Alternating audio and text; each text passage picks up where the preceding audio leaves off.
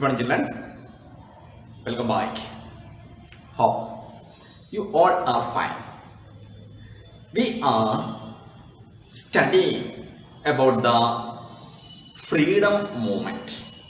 In the previous class, we studied about non-cooperation movement, which was started in 1921 and it was stopped in 1922. In today's class, we will study about another mass movement, that is the Civil Disobedience Movement. Through the non-cooperation movement, people were asked not to cooperate with the government, and it was stopped abruptly, followed by the Chauri Chaura incident. There was a period of no active mass movement. Gandhiji realized the necessity of collecting people together and revive the protest. And for that purpose, the Civil Disobedience Movement was initiated.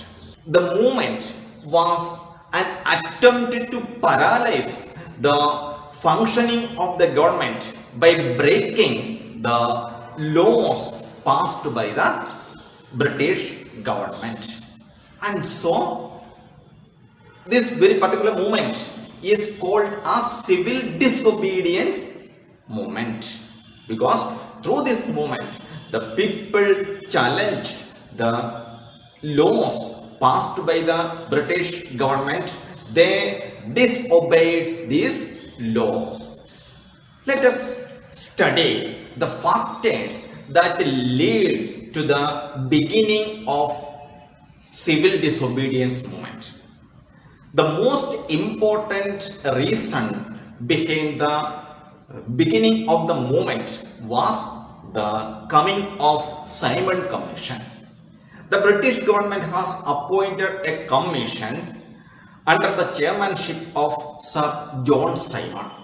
The purpose of this commission was to discuss the opportunities of more constitutional reforms in India. The Simon Commission consisted of 7 members, but the Congress opposed the commission because there was no Indian member in the commission. They found it was a challenge against the self-respect of the Indians by not including even a single Indian member in the commission. The British authorities were challenging the self-esteem of Indians. So, Congress was not ready to cooperate with the Simon Commission. And in their protest, they were able to get the support of Muslim League as well as the Hindu Mahajana Sabha. Thus, for a time being, the Simon Commission was able to unite the various fractions of parties. They united Congress, Muslim League and Hindu Mahasabha to protest collectively against the British government.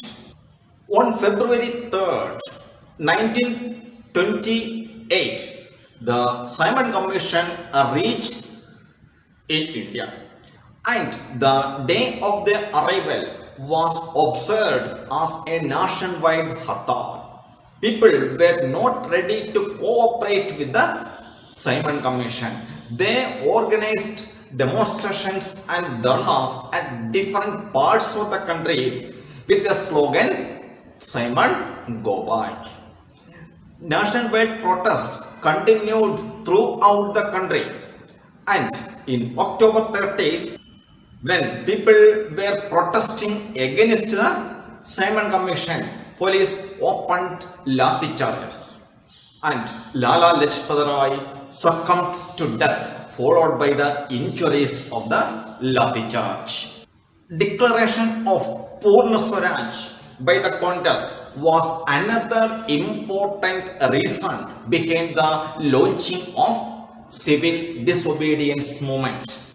In 1928, Birkenhead, the Secretary of the State, justified the decision of non-inclusion of any Indian member in the Simon Commission. He said that the Indians had no unity among themselves, and that was the reason why they were not included in the Simon Commission. The Indian leaders, including the leaders of Congress, Muslim League, Hindu Mahasabha, and the representatives of the depressed class, they all joined together and took it as a challenge. They organized a collective meeting and made Motilal Nehru as the chairman of a committee. And this committee submitted a report to the British government. And this report was called as Nehru Report. The Calcutta session of Congress gave an ultimatum to the British government that the proposals of the Nehru Report should be accepted by the end of 1929. But the government was not ready to take any action on the suggestions put forward by Motilal Nehru in his report. So, in 1929, the Congress held its historic Lahore session, and it was declared Purna Swaraj, or the complete independence, as the objective of Congress. The Congress Working Committee met in January 1930 and took some important decisions. It decided to celebrate January 26 as the Purna Swaraj Day, and as a part of celebration, tricolor would be hoisted throughout the country. Congress included the word Swaraj in its constitution. It asked the people to prepare themselves for a civil disobedience movement. Congress representatives of the legislative assemblies resigned and asked people to keep away from all kinds of possible cooperation from the British government. These decisions were taken by the Congress in its working committee's meeting. The Congress Working Committee met in February 1930 at the Sabarmati Ashram and entrusted Gandhiji to lead the Civil Disobedience Movement. Gandhiji submitted an 11-point ultimatum to the British government, but nothing happened. The government did not respond positively to the ultimatum submitted to it by Gandhiji. So, on March 12, 1930, Gandhiji started his historic Dandi March. From his ashram at Sabarmati, he marched towards Dandi, a coastal village in Gujarat. And this march was attended by a large number of people. After reaching at Dandi, Gandhiji broke the salt law. We have already seen that the purpose of civil disobedience movement is to break the laws passed by the government. According to the salt law, the production of salt was made as the monopoly of the British government. No one else except the government was allowed to make salt. But Gandhiji decided to break this very particular law because it affected the entire people, especially the poor, very badly. Because of the salt law, the tax on salt was very high, and in turn, it made the price of salt also very high. So Gandhiji decided to break salt law. He broke the salt law by picking up salt left by the seaway. Thus, the historic Civil Disobedience Movement was started. The Civil Disobedience Movement spread rapidly throughout the country. Similar instances had taken place at different parts of the country, all along the coastal area. People collected seawater and they made salt. There were demonstrations, hartals, picketing, and different kinds of such methods of protest were organized at different parts of the country. People wholeheartedly took part in the civil disobedience movement. The civil disobedience movement has a lot of influence in different parts of the country. Under the leadership of Khan Abdul Ghaffar Khan, the Pathans organized a movement called Kudai Kimatkar, or the servants of God.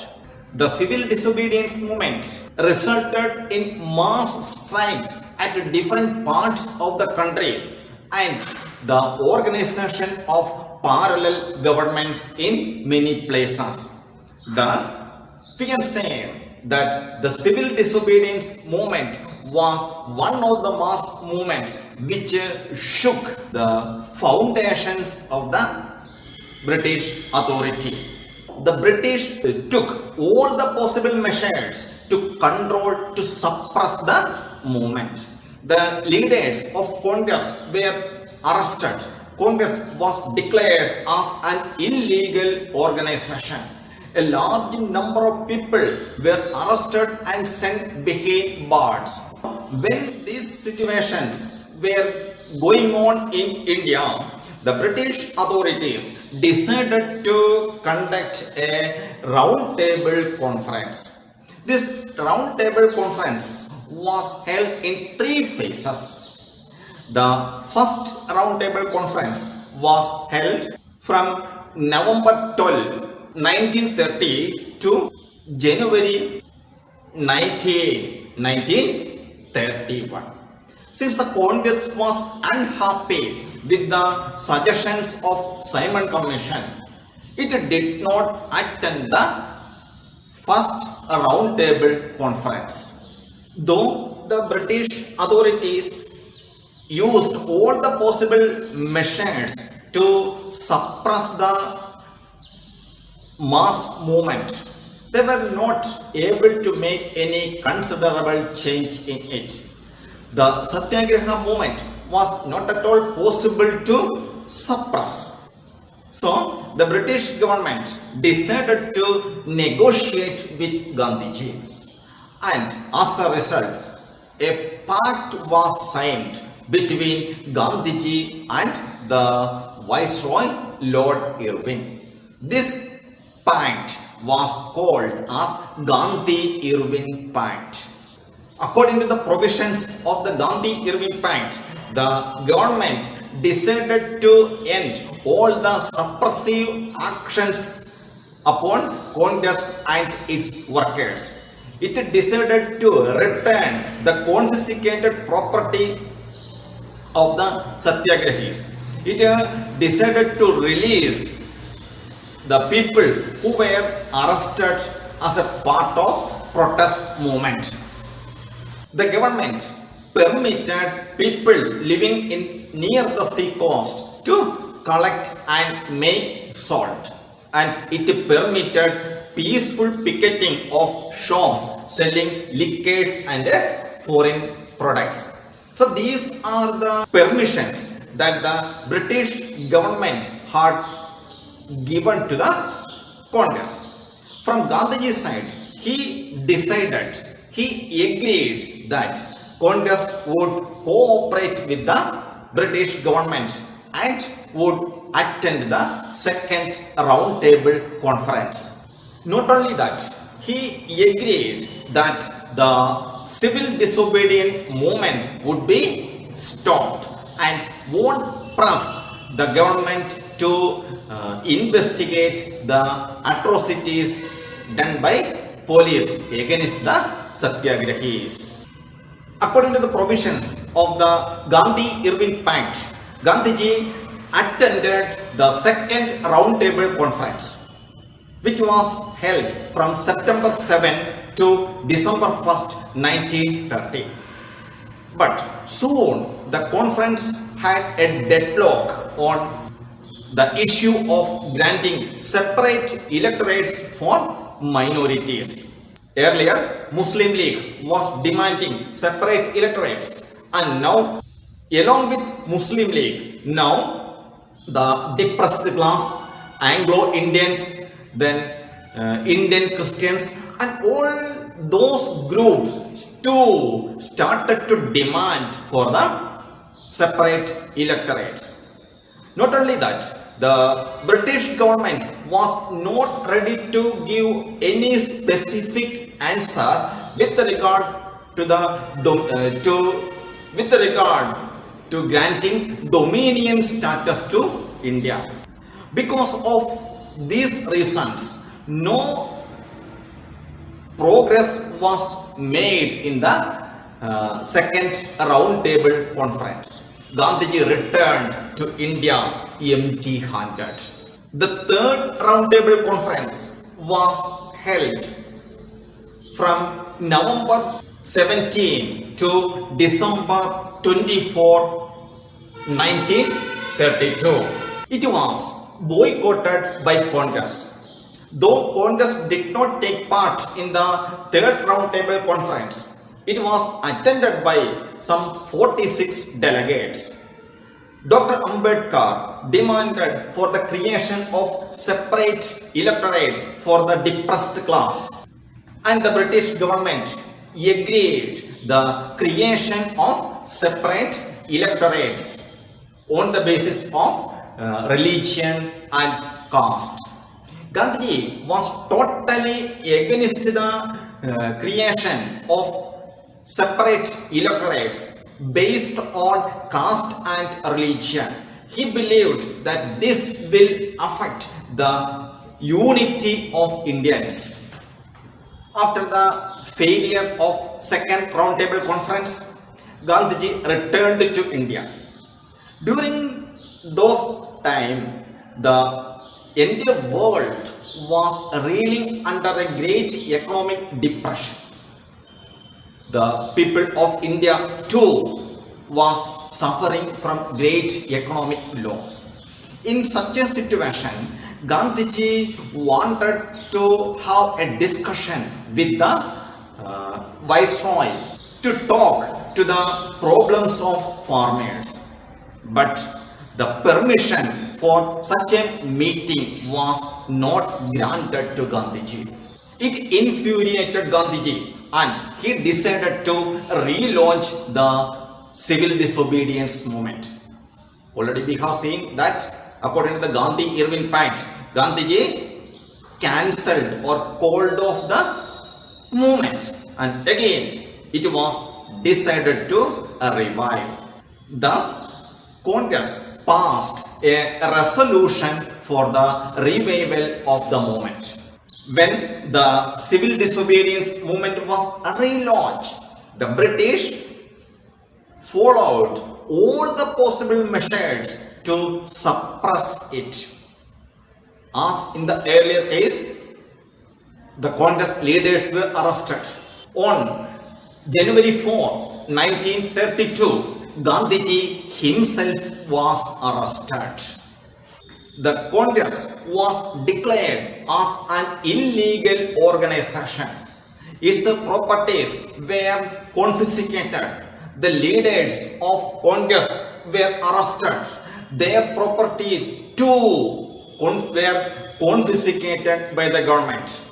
when all the leaders of the Congress were arrested and sent to prison, there was no one to lead the movement, and thus the movement had got a natural death. So far, we studied the beginning of the civil disobedience movement, the reason behind the launching of such a movement, and Gandhi-Irving Pact. We are seeing the relaunching of the civil disobedience movement. Hope these points are clear to you. If you have any doubt, you are free to contact through the CSoft app. It is enough for today. Take care. Bye.